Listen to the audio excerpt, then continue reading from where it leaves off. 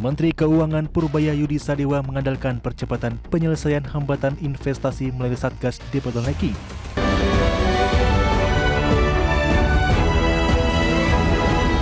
Pemirsa, Menteri Keuangan Purbaya Yudi Sadewa menyatakan pertumbuhan ekonomi tinggi tidak mungkin dicapai hanya dengan mengandalkan belanja pemerintah, tetapi juga harus melalui optimalisasi peran sektor swasta. Ya, guna mendongkrak partisipasi sektor swasta, Purbaya memastikan pemerintah fokus memperbaiki iklim investasi melalui penyederhanaan hambatan usaha, kepastian hukum, dan percepatan penyelesaian persoalan yang dihadapi investor.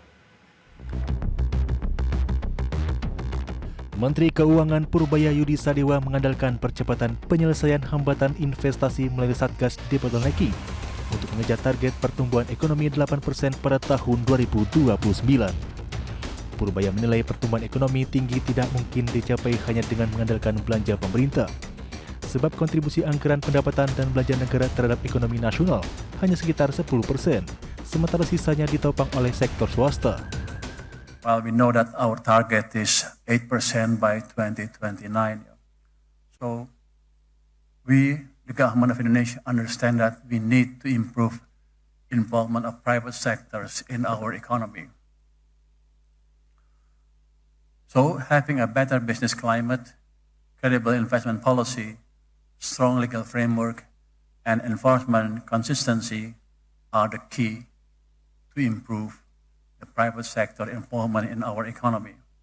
However, we understand also the implementation of those areas still needs to be strengthened in a more practical and transparent mechanism.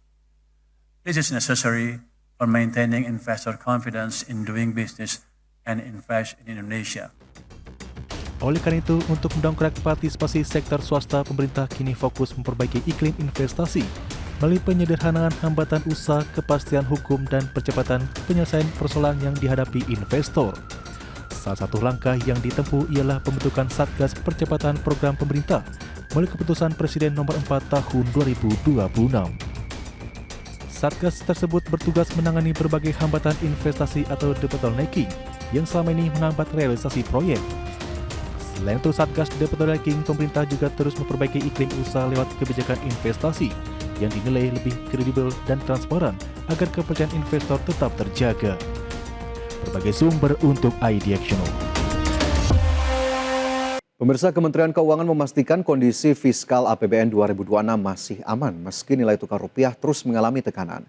Pemerintah juga akan mulai membantu Bank Indonesia dalam intervensi pelemahan rupiah dengan menstabilkan yield surat berharga negara.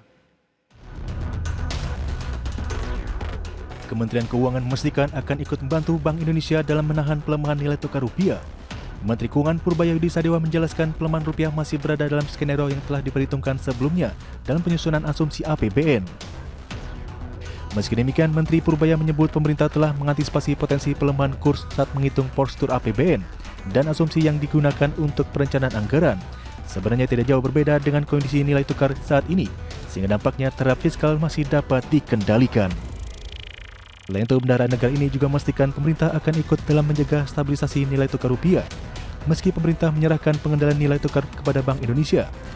Namun Kementerian Keuangan juga akan melakukan intervensi nilai yield di pasar surat berharga negara, sehingga tekanan pada rupiah dapat berkurang.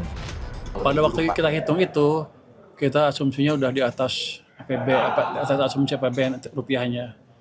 Jadi nggak saya mungkin, tapi di atas itu nggak jauh amat dengan sekarang. Jadi APBN-nya masih relatif aman. Tapi kita akan kendalikan nilai, kita coba membantu nilai tukar. Kita membantu BI lah sedikit-sedikit kalau bisa. Pada Selasa pukul 10 pagi, nilai tukar rupiah sempat melemah ke level Rp17.521 per dolar Amerika Serikat.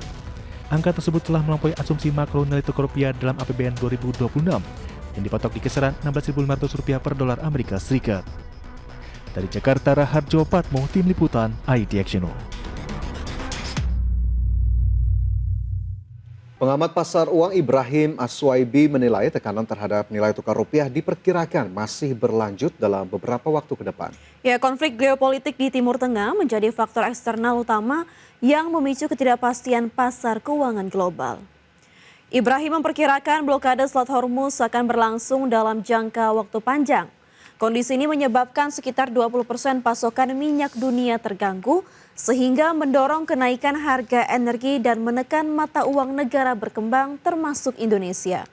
Sementara dari dalam negeri, pertumbuhan ekonomi Indonesia pada triwulan pertama yang mencapai 5,61% dinilai belum mampu mendorong penguatan rupiah. Hal ini disebabkan struktur ekonomi nasional yang masih didominasi konsumsi rumah tangga serta penurunan kinerja sektor manufaktur yang membuat tekanan terhadap rupiah masih berlanjut. Kenaikan harga minyak yang cukup luar biasa berdampak terhadap impor minyak. Indonesia 1,5 juta barel per hari ya melakukan impor dari luar. Artinya apa? Pada saat dolar di APBN ya, pada saat dolar mengalami penguatan, kemudian di APBN dipatok di 16.500, kemudian harga minyak mentah dipatok di 70 dolar per barel. Ini mengalami renggangan yang cukup luar biasa karena harga minyak sekarang WTI itu di 101. Ya, sedangkan $1 itu adalah 4 triliun.